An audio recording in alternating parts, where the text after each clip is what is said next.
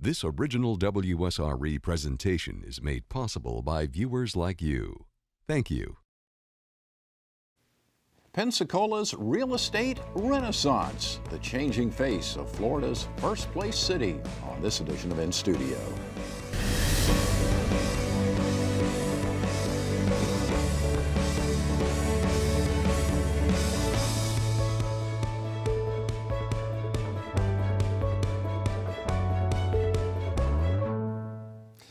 Pensacola is experiencing a rebirth. There's a certain energy in the air, and longtime residents will tell you this time it's different.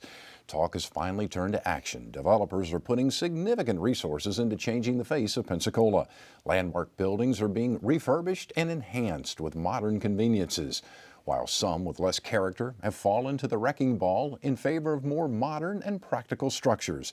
On this edition of inStudio, we'll look at the change. Who and what's driving it, the current and future economic impacts, and what the future may hold. Dr. Rick Harper is an economist with vast knowledge of the Pensacola and Northwest Florida market. Over the years, he has held a variety of positions with the University of West Florida and has advised the Florida Senate on issues related to economic affairs.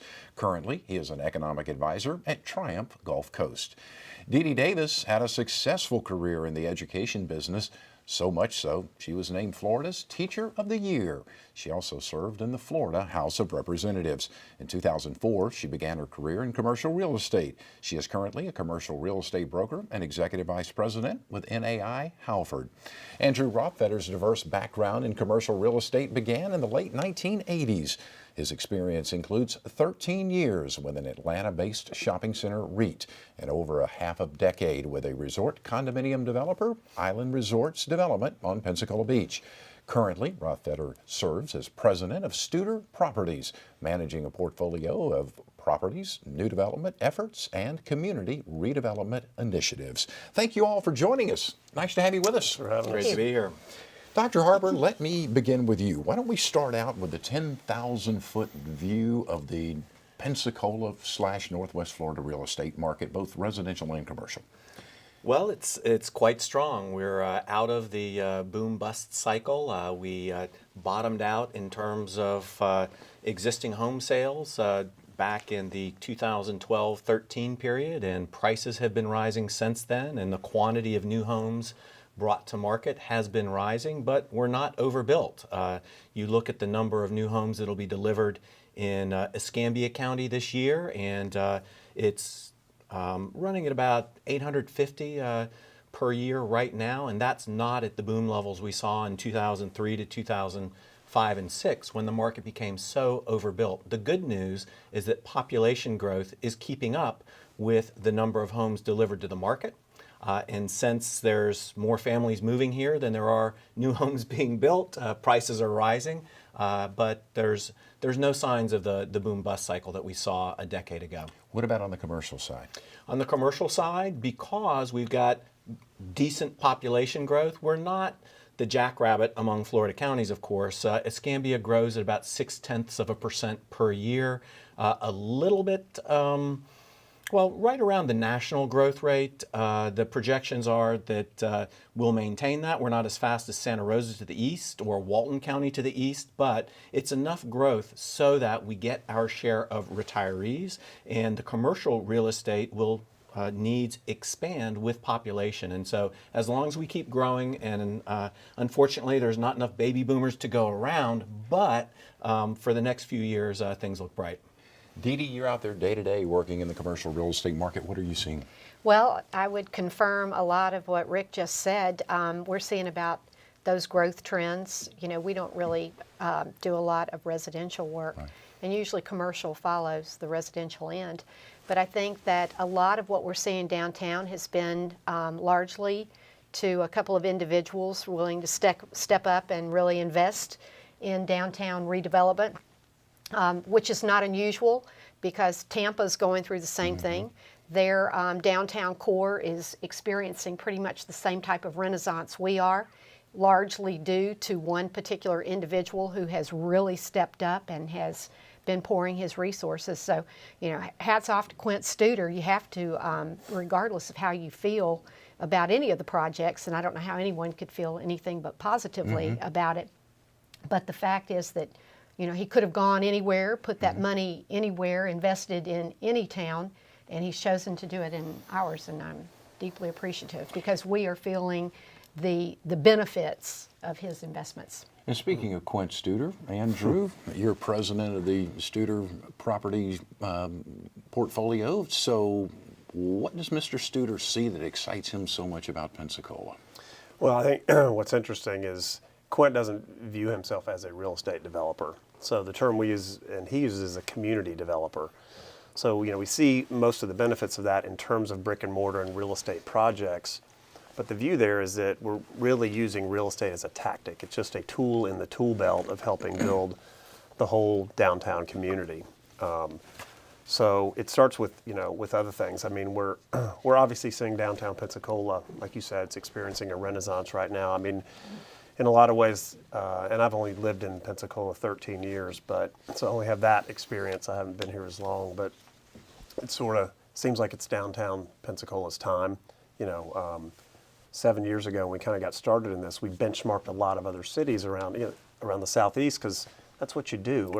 We're not recreating the wheel. We're not doing something no one's ever done. So, you know, let's go steal from other cities that have done things great. So whether it's a Charleston or an Asheville or a Greenville or a Savannah, these towns whose downtowns have really have done great things, we went to those places and said, let's learn. Let's see what's happened. What'd you do right? And so these last 7 years, I mean, I'd say, you know, so much downtown. Even 7 years ago, that, you know, there were things going on. There was, you know, decent office market, even though most of the office that was there is probably 30 years old, even the newest stuff. But there was good programming. There was gallery nights. There were, but there were a lot of things missing. There was no residential happening downtown. There was no new office stock, and with no people down there, it's very tough to attract any retail or restaurant or entertainment of any kind, because you just don't have the population to support it.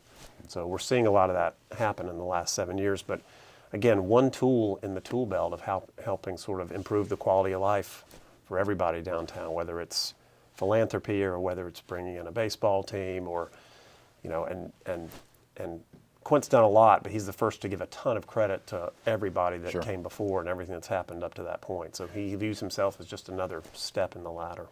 You know, if I could kind of piggyback on that, when my son was very young, his favorite Christmas decorations were a Disney or a Dickens village. And the pieces that you go and buy to put that Dickens village together would include like the library or the bank or the post office. And that really is, I think, what is happening now is, as Andrew said, we have a pretty strong office market downtown now, but the missing pieces are starting to come about because of this commitment to community and development by people such as Quint. And that's why you see things like, you know, a new retail building with, you know, with additional office or condos, or you see a YMCA, or you see these missing components to making the quality of life what it is becoming very rapidly now. Dr. Harper, when a guy like Quint Studer comes in and really puts his money where his mouth is, what sort of impact, or better yet, what message does that send to the community and probably more importantly to other businesses and investors? Well, I think the value of the publicity that downtown Pensacola is garnering, you know, it seems like there's hardly a month that goes by that we're not in Southern Living or Garden and Gun, and attracting the attention of people around the Southeast. And, you know, in an unusual turn of events, you might meet people from Fairhope who are over visiting Pensacola instead of the other way around. And so I think that sort of dynamic is evolving, and it's great to have a strong and vibrant downtown as the core of economic activity. I mean, Escambia in downtown Pensacola has always been the jobs hub. We have a huge net inflow of workers every day from surrounding counties that come here for the high-wage jobs. And so a vibrant downtown, I think, is the key to a vibrant county and a vibrant metro area. And so it's a real benefit when you have an urban core that's growing and that's increasingly attractive. And it matches the demographic as well. Our biggest growth demographic over the next 10 years is going to be seniors who have choices to make about retirement. The baby boomers who are looking for the next place to live. And the sorts of amenities that they value are exactly the ones that Andrew was mentioning earlier that you find in a vibrant downtown area. A lot of these retiring baby boomers are going to have a lot of money they're sitting on looking to do something with as well, which is a win-win. And I think the message I get as I talk to people who are retiring or close to retiring, they're saying, you know, I don't want to cut the lawn anymore. I don't want to deal with the big house. I don't want to get the pool. I want to move downtown. I want to walk. Almost the same thing the millennials are saying, right? It's true. It's You know? true. But I think another result from this renaissance that we're seeing that Rick was just mentioning is also it's inspired, I think, a closer working relationship between the private sector and government. You know, government had better get on board with this or get out of the way. And I think you see a lot of projects now that are the result of a strong partnership there. Yeah.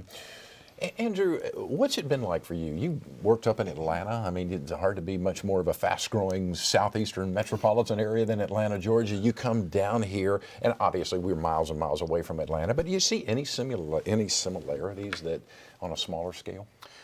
Well, yeah, I mean, I think everybody's seeing it, that the face of certainly retail is changing dramatically, and it has for a while now. We all know why that is. It's the internet and it's online shopping. And frankly, you know, and I was in New Orleans today giving a talk at a conference, and that's sort of the buzz that's going on in that industry is that it's a need to take brick and mortar retail and make it experiential. Because if it's a commoditized product, you know, the internet is stealing those dollars because of, obviously, we know if when you have a shop at Amazon, it's convenient and it's quick, and it just gets too easy to not shop local. So, you know, it's forcing everyone to up their game and say, in order to entice you to come into the store, I need to create an experience for you, customer. You know, they'll have to give you a reason to want to actually go somewhere, walk into a store, possibly pay $1 more. And so you have to create an experience. So you're seeing that happening, whether it's with restaurants, whether it's clothing stores, you know, they have to do something to make an experience there. And that's universal, whether it's happening in Atlanta or Pensacola or anywhere else. But you're seeing this. What we're finding is these sort of regenerations of downtowns, they're happening everywhere, just at different paces. And so everyone's trying to figure out the secret sauce. You know, they're trying to benchmark cities. I love the fact people are calling here asking us, tell us your story. Wow. This was not the case 7 or 8 years ago. No. We were the ones going to these cities going, please tell us how you did it. We want to learn. And how cool is it to get a phone call today and says, we've seen all these awards your downtown's winning, Palafox Best Street. Tell us how you did it. And you're like going, we'll tell you. I mean, you know, we don't, a lot of it was luck and timing because I see it that way. I think Pensacola has been on the precipice of this happening for so long, and Rick could speak to it better than me or DeeDee, but it just seems like every time momentum started, something would happen, whether it was an economic downturn or whether it was a hurricane or it was an oil spill. It was like it had started and it just started to get momentum, and I think like you said in your intro, it's the times now. We're going to come back in just a couple of moments, and we'll actually show some photos of the way things used to be and maybe that same piece of property, how it looks today. Fascinating discussion on Pensacola's real estate renaissance. There's a whole lot more to come. Hope you'll stick around with us. You're watching inStudio on WSRE Television, PBS for the Gulf Coast. Coming right back. Join WSRE at Gulfarium Marine Adventure Park for PBS Kids and Family Day, Saturday, March 17th from 10 to 2. Meet Splash and Bubbles, along with Curious George and the man with the yellow hat. There'll be kids' activities and all the fun that Gulfarium offers. See the dolphin and sea lion shows and explore the animal exhibits and aquariums. Don't miss WSRE's PBS Kids and Family Day, Saturday, March 17th at Gulfarium Marine Adventure Park.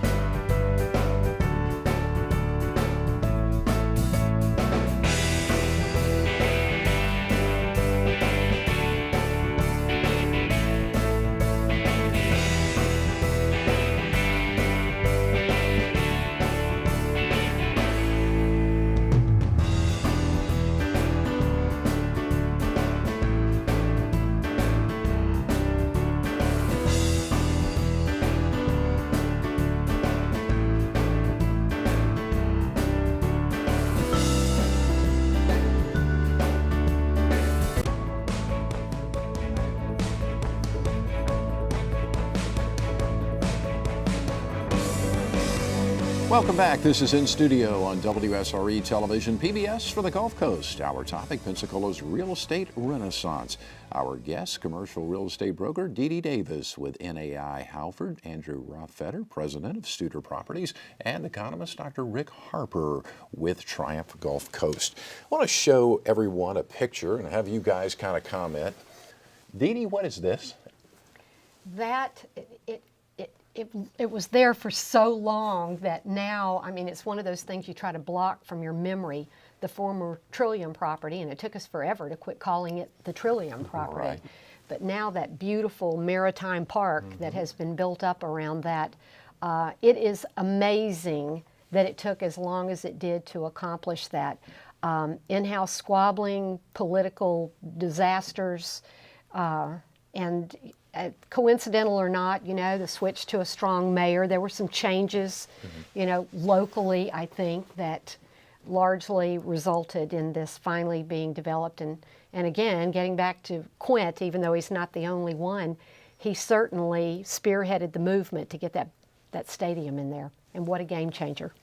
I remember Brian Spencer used to describe it as we treat our front yard as if it were our backyard, and we dump our garbage there, and that's what the waterfront was like. And you know, nobody would have intentionally put the sewer treatment plant right in the middle of your most valuable property, but we did that 80-some years ago, and it was high time to move it because the amenities that people value have come to include the beauty of where the land meets the sea.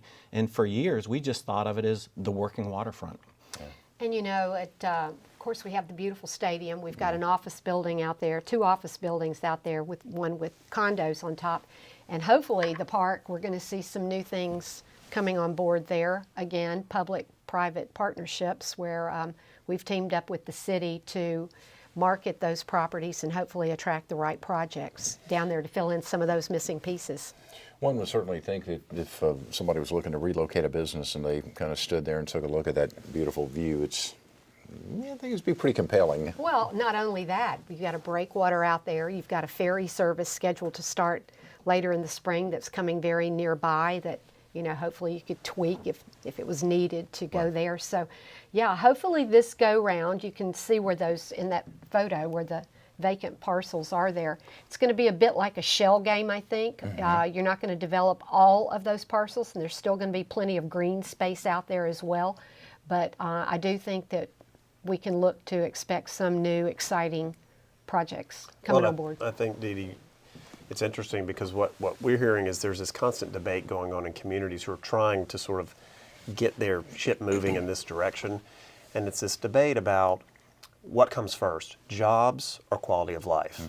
In other words, a sense of place, a sense of a cool downtown, a place you want to go and hang out and live or work or play, or is it jobs?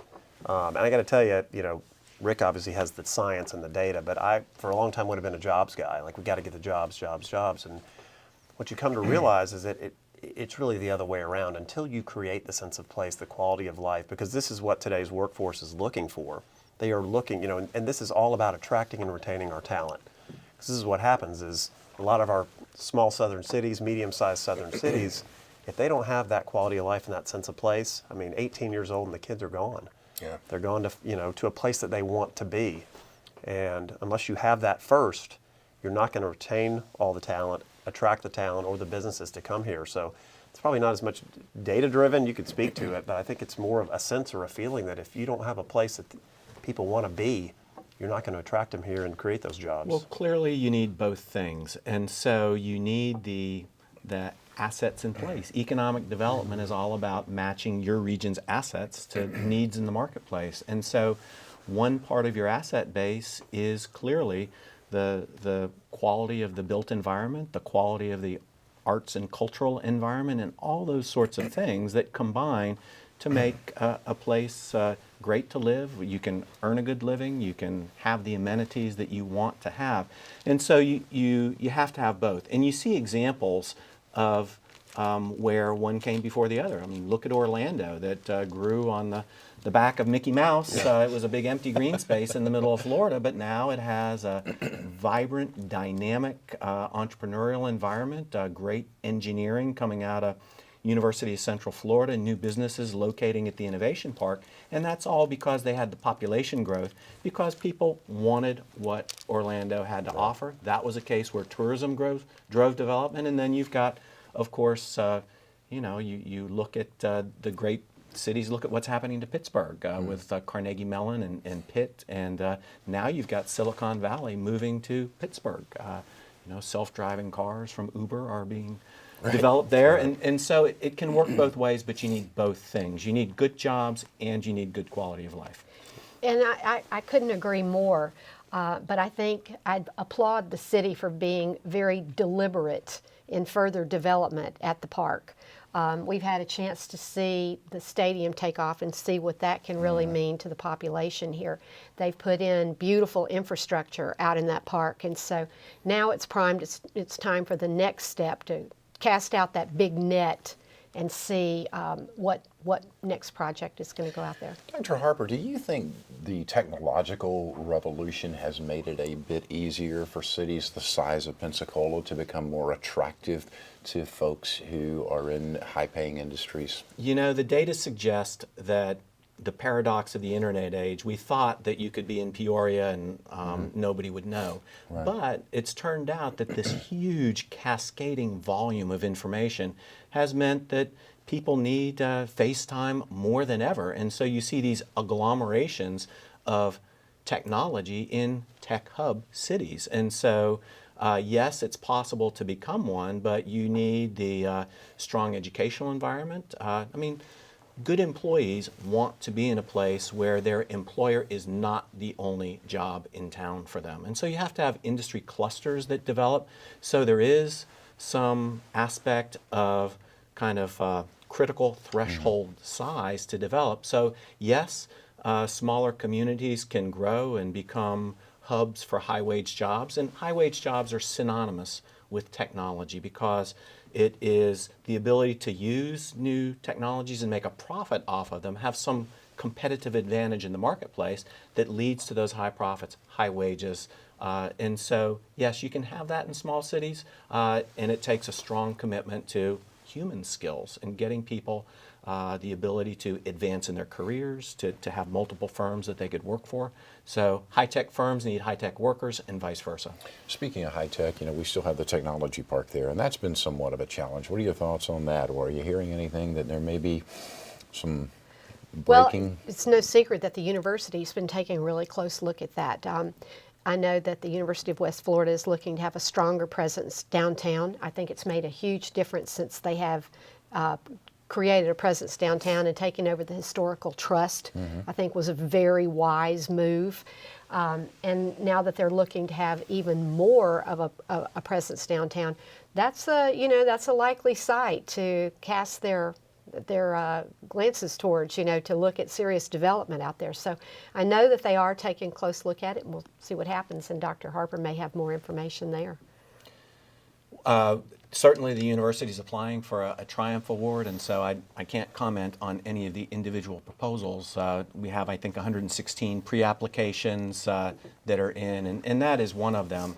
And it was actually Jerry Maygarden that enabled the West Florida Historic Preservation Trust properties to move to the university. And the huge advantage of that is that university properties get a state appropriation for operations, maintenance, and upkeep, and so that enabled the beautiful preservation which has been undertaken in so many of those historic structures that otherwise couldn't have been done.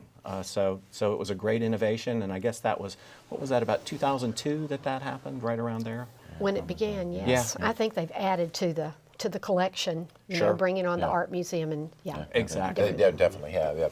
Speaking of Triumph Gulf Coast, just in case people don't understand completely what that is, let me get you to kind of elaborate. And boy, that's something that could really open the floodgates for some wonderful possibilities. There are great possibilities. Triumph Gulf Coast is the organization established in statute. Over the past, there have been a couple of iterations. The 2017 legislature had has its fingerprints on Triumph as well, but it's the organization that distributes the economic damages component of the BP oil spill funds. So since it's the economic damages component, and the legislature specified that $1.5 billion would go to increase economic activity across the 8 westernmost coastal counties, these are not the dollars that will fund beautification, quality of life projects. These are the dollars that will go to fund activities which are oriented at increasing jobs, increasing standard of living, overall economic benefit.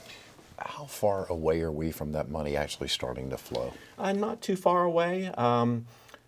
The board of directors, the 7-person board of directors, wants to get more than anybody in the regional community. They want to get that money flowing.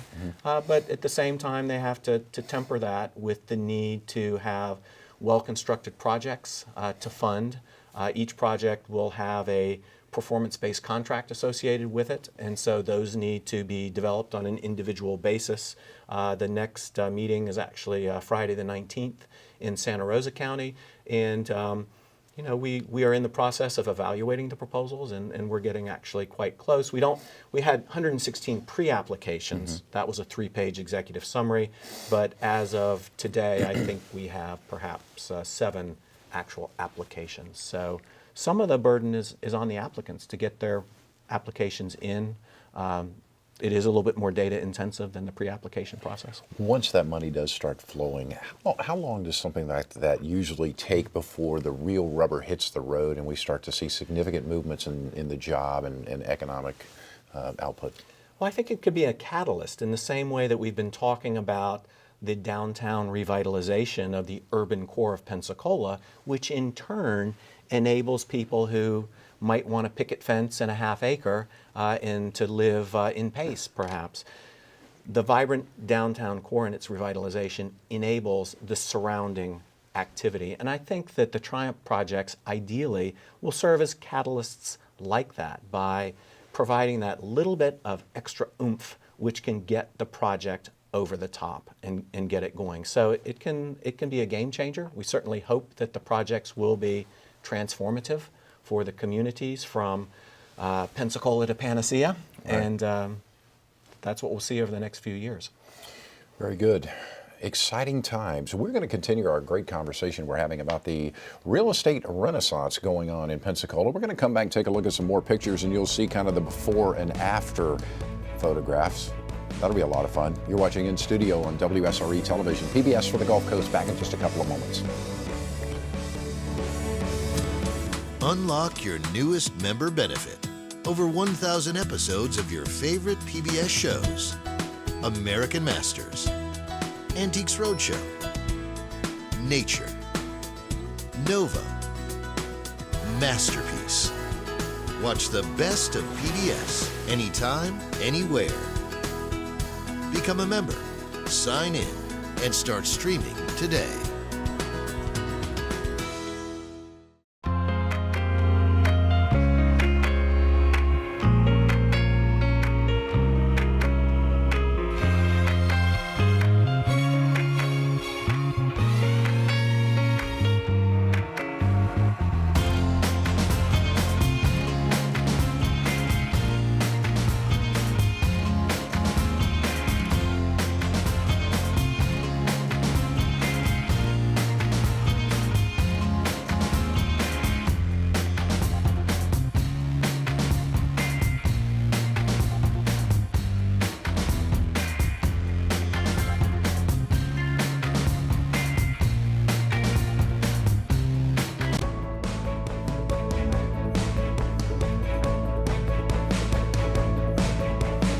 Welcome back. This is inStudio on WSRE television, PBS for the Gulf Coast. Our topic, Pensacola's real estate renaissance. Our guest, economist Dr. Rick Harper with Triumph Gulf Coast, DeeDee Davis, Executive Vice President with NAI Halford, and Andrew Rothfeder, President of Studer Properties, talking about the changes in the before and after. Let's throw up another picture that I think longtime Pensacola residents can certainly relate to. How many times did you see this piece of architecture in downtown Pensacola? DeeDee, you want to comment on this? Well, what can I say? The Trillium property may have been the only one that could be worse, but talk about a dated building Yeah. filled with all kinds of challenges to overcome. It took a lot of persistence and patience on the part of Quint and his entire team. Andrew, all of you guys have done such a phenomenal job. But again, having cooperation of government and tax rebates and forgiveness, and look at what it has become now. And I drive by there every day. We live downtown, and we drive by every day. So I monitor that progress carefully, and it's like you go by and it's like angels singing. It's just a miracle. It's so beautiful and so well done. Well, it's funny you say that because I work downtown and I drive by there every day. And sometimes I go out of my way just to check the progress. So this is your project, Andrew. What do you say? Wow. I mean, tell us about it. Well, I think there's a couple things that were driving it. One is long before us, Ray Gendros with UDA had come in and done a report that had basically defined sort of this area of downtown as critical to connect sort of some of the downtown residential to the commercial. That it was just a sort of warehouse corridor with no street interaction, no walkability. And as long as that existed, you weren't going to create this walkable downtown. So that was pointing you in a direction of something needs to happen with this building. Second thing that happened, again, we never set out to become apartment developers. But we're doing research. And Rick does such a good job of describing it that if any of these communities are going to grow, think of it like a three-legged stool of live, work, and play. And that stool can never get higher if only two of the three, whichever two of the three, if there's one lagging, it's going to hold the whole thing up. In our case, this is where we ended up, was we started to have a strong office market, so places for people to work. We started to have the retail and the residential, the play was coming. Nobody lived downtown. Right. So we spent a bunch of money 3 or 4 years ago on research and said, what kind of residential can downtown support? And the research came back and said everything on all spectrums, from all income levels and then all product types, meaning rental or ownership. But the fattest part of that curve was this, urban apartments. So the rental model and for the middle market was where the most demand was. So we took that analysis and said, why don't we marry up the demand for downtown residential with this problem that Ray Gendros identified, buy this old site and build this project there. So, how many units are going to be in that project? So we're almost there, DeeDee. About 90 days away from completion. 258 apartments. Okay. All types, studios, 1s, 2s, and 3s. There's a 550 space parking garage that's in the middle of it that you can't see because it's wrapped by apartments. And then we have about 16,000 feet of commercial space. So this is what creates that walkability. So it's how you want these projects downtown, for your ground floors to be activated with something for people to entice them to walk by, a shop, a store, a restaurant, a coffee shop, a place people are working out there. You want this to happen. So 2 of the streets are like that, which are the more commercial character streets. So Intendencia, which is connecting our east side with our west side, now becomes a place you want to walk. We've got a brand new YMCA on one side. We've got an office building, again, whose ground floor is retail and restaurant on both sides of the street. And then Jefferson Street also has that. We have 2 of the streets, because it's this project a full city block. Romana and Tarragona, which are still very residential in character. So those first floors are still apartments, but again, semi-activated. Right. Someone lives there, and their front yard, it's almost like they have a walk-up with a stoop and right into their apartment. But you have other urban amenities in that complex as well, don't you? We do. Again, it was all research-based, and it was telling us and it's interesting, we were talking earlier about, you mentioned that the behavior of the millennial and the behavior of the retiring and the empty nester almost seem similar. Unbelievably so. So what we were finding was, we were trying to find out who is going to rent these apartments. And you think about it, it makes sense. Downtown urban living, who's going to live here? Kind of everybody except families with kids, right? I mean, you're going to get a couple, but Pensacola is still not there. But the research we did said a lot of retirees and empty nesters want this lifestyle. So we went to them and surveyed them and said, well, do you want amenities for you? I mean, I'm in that group. I'm 49, my kids are gone, I'm an empty nester. Do you want amenities for you, i.e. some older people stuff? Right. I mean, the pushback was remarkable. No, if you do anything here other than make this a cool place for millennials, I'm out. So psychographically, I see myself as younger than I actually am. I think I'm cool. I'm not at all. Right. But I think I am, and we all do. I do we too. want to live that lifestyle. Yeah. So you build it for the millennials, and that's what attracts the retirees and empty nesters, plus that interaction. The older want to hang out with the younger with the older. So that's what we're seeing. We're about 65% pre-lease, so we have about 170 apartment leases are already signed. People are already moving in.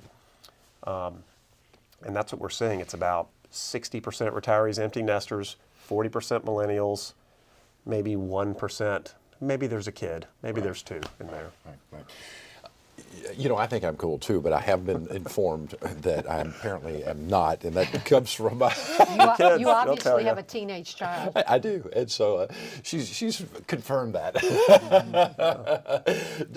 Let's pull up the picture of the office building that is next to the apartment complex. I want you to elaborate on that a little bit as well, because again, that's really starts adding to the vibrancy of that area as well.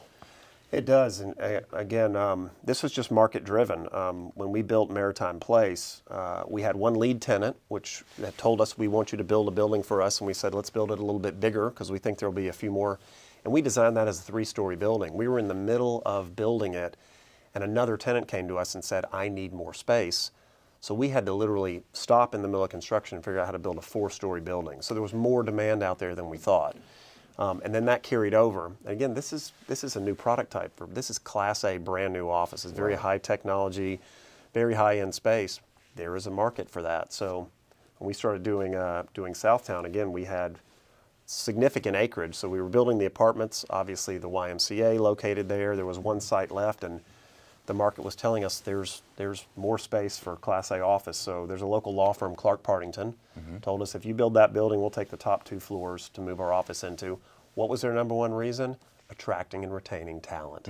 Said if we want to keep these people here, we need to stay with sort of the built environment that's attractive to them. And again, what you're seeing is that ground floor, there will be no office in there. That's retail, that's restaurant.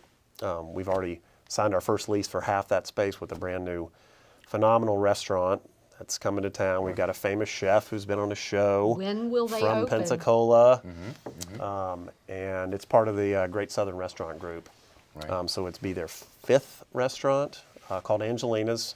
So homemade Italian and pastas and pizzas and yeah, it's going to be great. Especially if you're working right above there, or you're across the street. Come downstairs. It's good. You're going to have to go there and then spend some time over at the YMCA, right? That's right. Is this still on track to open in late May? The Angelina's restaurant? No, they're telling us September.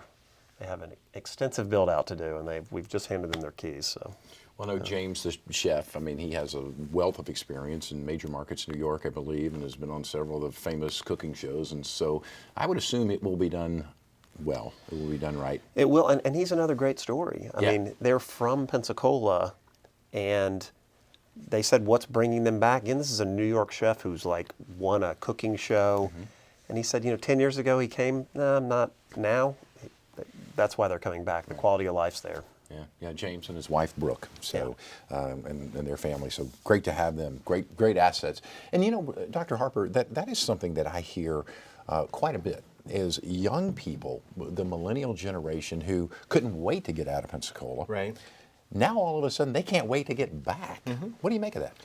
I think it's natural. In my role as the economic advisor to Triumph Gulf Coast, I talk with a lot of people around the Northwest Florida region, and city leaders invariably say that the young people who had to move away to find work, they had to go to Orlando, they had to go to Atlanta, they want to move back, and they would if they could find the work they needed to support themselves and their families. And so steps like we're seeing and kind of moving to the next level, and as a data guy, I'm excited because when we hit 500,000 as a 2-county MSA, which we're going to do very shortly in the next year or so, that puts you in a whole new level of federal statistical data availability. So we'll have lots of new data series to play with. 500,000. We're that close. Yeah, we are. We've got about 310 here in Escambia. We've got about 180 some in Santa Rosa, and so we are knocking at the door of 500,000, of 500,000. Wow. And does that, DeeDee, does that start to put us on the map for various restaurants or other maybe retail outlets that would come to town at that point? It will, because we still haven't had those nationals knocking on our doors. You know, we're still pretty much a mom and pop, albeit a very great mom and pop kind of town, but we still haven't seen those national chains come around. But yes, I think that should send us, put us on a whole different radar screen. Andrew, when you talk to people out of town, when you're talking to prospects about filling various buildings, because we mentioned these you have, but you have other ones around town, what are they looking for? What are you hearing from the guy that has headquarters in Atlanta or Charlotte or Nashville or Chicago? Well, I mean, and DeeDee can speak to this probably a little better, but in my history being in retail and understanding what retailers are looking for, again, it's changing as we talked about. But the first step for them, it is so data-driven and analytical. They honestly, their first step, they don't even come to the city. They can pull models and do trade area maps and demographics and psychographics. And they, you know, when you have 300-400 stores of data and all of that data to extrapolate, what is it that happens to make me have a successful store? They're really good at the data just telling them, is Pensacola ready for a store for us that can make money or not? So you almost don't have to chase them. When your town's ready, They'll come to you? They will. And, they will. And we do have a good bit of that up by the mall, and the nationals are coming. And I think downtown's, like Rick said, with this kind of growth, I think it's and this residential population coming into downtown is because again it's a trade area. So a lot of they're not looking at the whole MSA. They're saying if I want to put a store in this market, let me draw a little polygon around that, and are there enough people there to support it? And so I was just looking at those data, and actually in Escambia County, the U.S. Census says that 46,000 of the people who work in Escambia County live elsewhere. And so they commute in because this is the high-wage jobs hub for the western end of the state versus only just under 30,000 Escambians who go to other places to work. So it's a two-way flow. We're very integrated with the other counties of Northwest Florida, but we clearly are the jobs hub. And so we've got higher growth counties in terms of population. Santa Rosa County is growing at over 2.5% per year, and they do that because they've been the place where developers put new subdivisions. There's a number of reasons for that, but the growth of the surrounding areas that are the feeders for the labor market that makes downtown Pensacola so successful, because not everybody can afford to live downtown. It's more expensive on a per square foot basis. And so our health in downtown is related to our health in the suburbs that provide the places where most people live. Yeah, and I'm not saying you want to keep them out. However, and there's a recent TED Talk about this idea of uniqueness of your community, and that's what people are looking for, something unique. So obviously, as you start to bring some of these people in, does your downtown start to look like everybody else's with the chains? And again, some of that I think is okay. But I remember 3 or 4 years ago there was is it Vision 2020 that came here, and they did a seminar, and they brought in 4 marketing professionals, and they were really talking about tourism here. I don't know if you remember this, but they came in and they were supposed to tell a story of what is it that we need to do to better position and market our town as a tourist town throughout the country. And here are 4 marketing professionals who, this is what they do is market. All 4 had the exact same message. Stop spending your money trying to tell the story about how great your city is. Spend it right here making your city great for the people who live here. Trust us. Technology, social media, everyone will know immediately. They'll know the real story of what's happening here. You don't need to spend it anymore.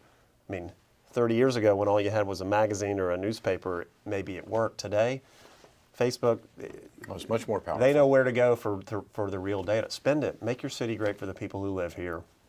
They'll all find out. Great discussion. We are going to continue this wonderful discussion about the real estate renaissance going on in downtown Pensacola in just a couple of moments. Hope you'll stay with us. This is inStudio on WSRE Television, PBS for the Gulf Coast. There are over 42,000 children under the age of 5 in Northwest Florida. Many of these children will never have the opportunity to go to preschool. Thanks to quality educational television programs and WSRE's Imagination Station, These kids are developing critical early learning skills. Any decrease in funding will impact our ability to deliver PBS Kids programs like Wild Kratts, Daniel Tiger, and the Odd Squad. These programs introduce children to science and nature, teach them about the world, and show them that learning can be fun. Most importantly, they connect with children and share a message about caring, friendship, and individuality. In the immortal words of Mr. Rogers, there is no person in the whole wide world like you, and I like you just the way you are. There's no other place in the whole wide world like PBS Kids. If you like us just the way we are, please call in with your donation today and say to all, I love WSRE. Thank you.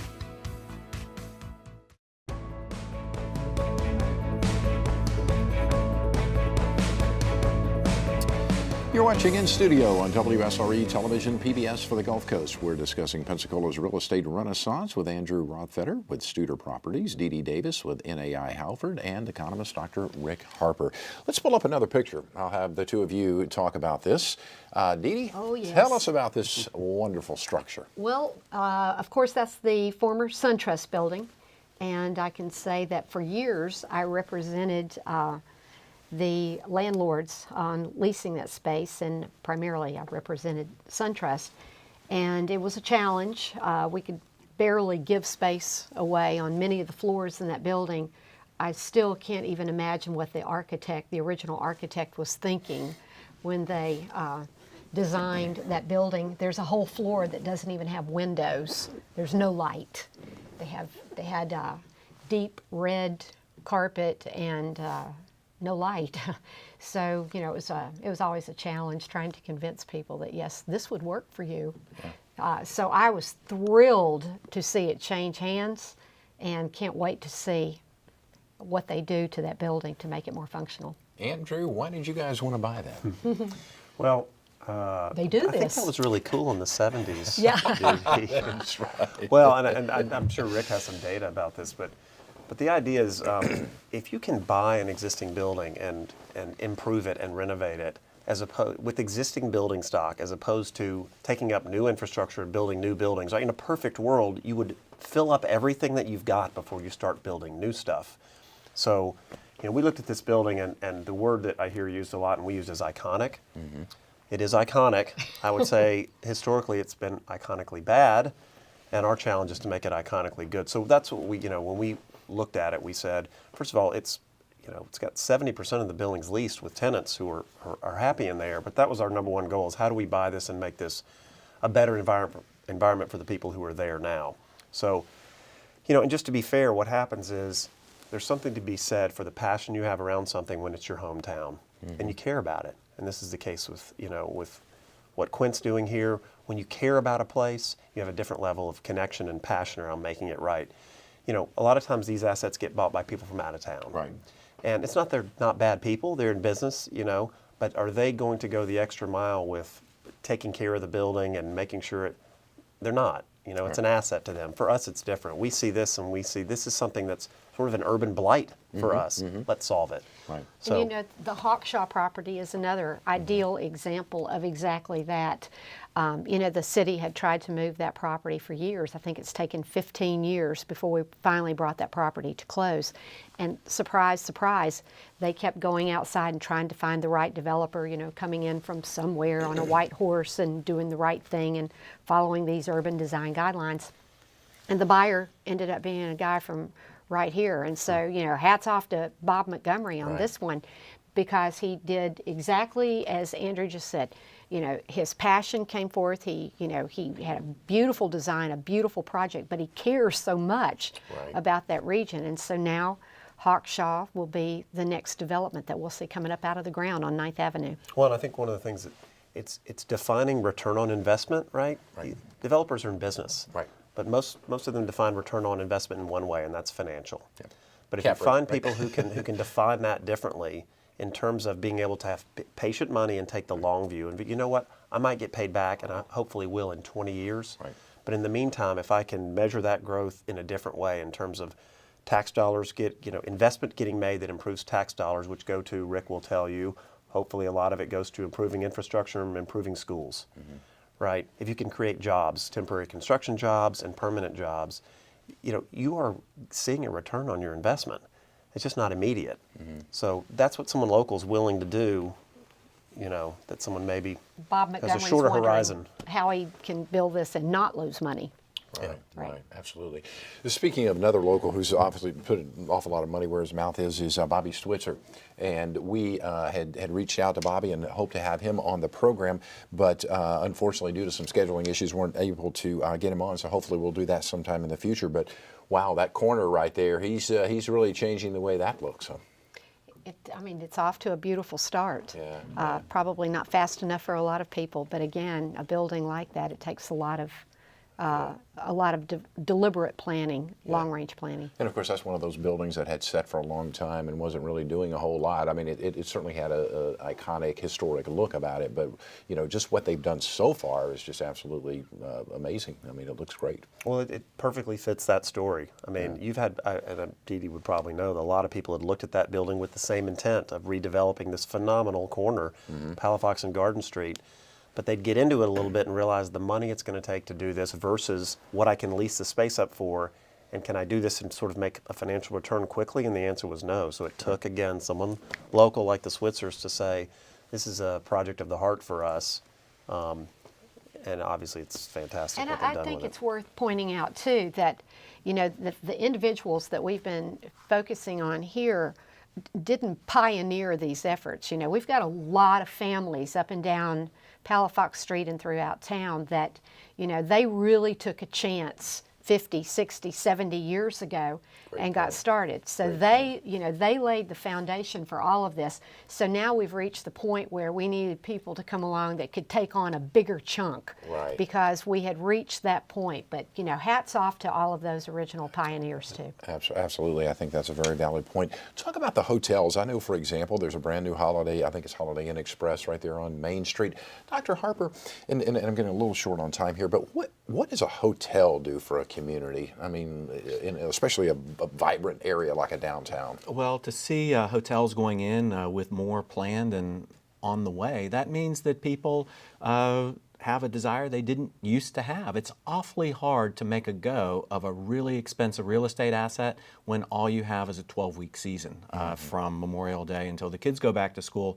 And so the development of the downtown tourist sector means that we're starting to have that year-round visitation, and that lets entrepreneurs know they have a year-round market, that they don't just have the few weeks of summer in which to, make their hunk of cash, their nut, which they can use then to pay the lease or the mortgage the rest of the year. It's very important. You guys want to elaborate on that? I mean, I just echo the same, and I know they took a chance and got started, and I know that we have a couple of other hotels that are pretty far along in the process, and so yes, critical. That was one of those missing pieces. Just real quick, Andrew, your boss wrote a book. It's called Building a Vibrant Community. I'll put it up here and see if James can grab a quick shot of it here. And if I was doing my job appropriately, I would have given it to him ahead of time and let him take a shot of it. But anyway, nonetheless, tell us what this is about real quick in about 30 seconds. Well, it's exactly the topic we're talking about. And again, it's about how building a vibrant community is not really, it's not about real estate. That is just one of the tools of sticks and bricks. And there's a great chapter in there which goes through the entire story of Pensacola. I think it's called the Pensacola Story. But it's talking about the different pieces that you need from an economic development standpoint, for a community to be great, and how it is about attracting and retaining talent, how it's about growing the tax base, growing jobs. And again, what is it that we can do? How can we get more engaged as citizens? We've started something called Civicon, and we're bringing in some really amazing speakers. And you're hearing this message constantly, which is when citizens get engaged, and that's what the tagline of the book is, Citizen Power Change. We've had these speakers in, and we were hoping for maybe 50 or 60 people. 500 people have shown up. Wow. And this is what's so phenomenal about this community. There are people who are just waiting for someone to deliver a burning platform so they can jump on board and figure out how to get engaged and how to help and how to move the city forward. So that's really what it is, a how-to manual for for building a vibrant community. Great. I also want to give a shout out to my friends over at Business Climate Magazine. And be frank with you, I kind of saw the Business Climate Magazine, enjoyed reading it. I said, that's a great idea. I'm going to do a television show on that. So I need to credit Malcolm Ballinger and Kelly and all the folks over there at Business Climate. Of course, you've written an article in here in this particular issue. I'll throw it up. Dr. Harper, you've written an article in there about it. And so these guys are doing a wonderful job of covering what's going on in our community.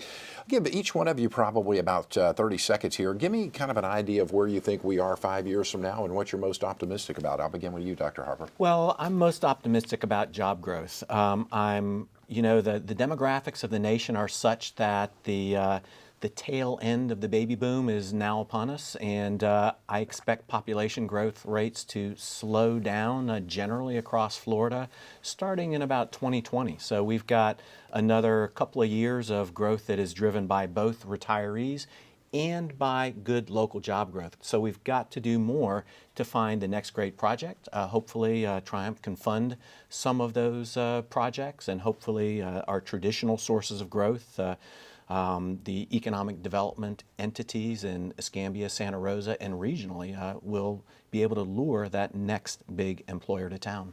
Wonderful. DeeDee? I couldn't say it any better than that by any means, but I think finding a way to sustain the commercial growth that we're seeing at this time, and hopefully to plan so that the rest of the county benefits from this growth as well as just downtown, because we're far more than just that. Absolutely. Andrew? I'm going to go off script and tell you that I'm most excited about the work that Studer Community Institute's doing in the area of early childhood learning. So this is really what every penny of profit from this book goes toward that. So what the research shows, 66% of our kids are graduating from high school, which is not good enough. 66% of our kids are ready for kindergarten. That means 34 are not. Right. And what this research is showing is that 85% of the brain in a child is developed between ages 0 and 3. That's where we have to get these kids, 0 to 3. We're laser focused on that early childhood learning. We're in the hospitals helping mothers learn how to do this. Why this is so obvious and the science proves it, and why is no one doing it? Because you won't see the results of this for a generation. So it takes patient philanthropy and patient work to say, if we work on this problem now, where will we be in 20 years? That's what I'm most excited about. And quick, where can someone get this book? You can go to Amazon. Okay. You can pre-order. Okay. But again, every penny of profit goes to helping mothers teach their kids Awesome. words. Awesome. Too bad 3-year-olds can't vote, right? Thank you so very much, Andrew, DeeDee, Dr. Harper. We greatly appreciate your time. We've been discussing Pensacola's real estate renaissance. As I just mentioned, our guest, Dr. Rick Harper, who is an economist and also with Triumph Gulf Coast, DeeDee Davis, a commercial real estate broker and executive vice president with NAI Halford, and Andrew Rothfeder, president of Studer Properties. By the way, this program will be available online at WSRE.org, also on YouTube. Please feel free to share. I'm Jeff Weeks. Thank you so very much for watching. I hope you enjoyed the broadcast. Take wonderful care of yourself, and we'll see you soon.